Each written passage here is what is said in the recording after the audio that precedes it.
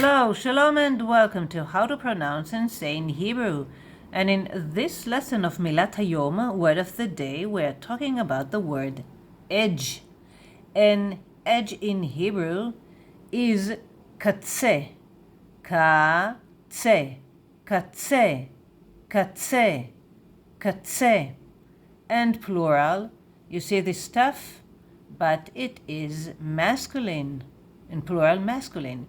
And we say ktzavot. Yes, we say the V sound here. Ktzavot, ktzavot, ktzavot. And if you say, I'm on the edge, it's like, I'm very mad, I'm going to explode. You can say, Ani al hakatse. Ani, I, al, on, hakatse, ha-katse. I'm on the edge, ani al hakatse. Don't be mad, okay? Let's be fine.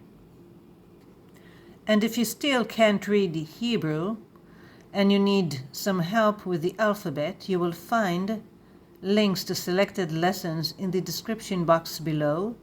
Hebrew alphabet, Niqqud, derived stems, pronouns, and more. להתראות בקרוב, להתראות בסרטון הבא.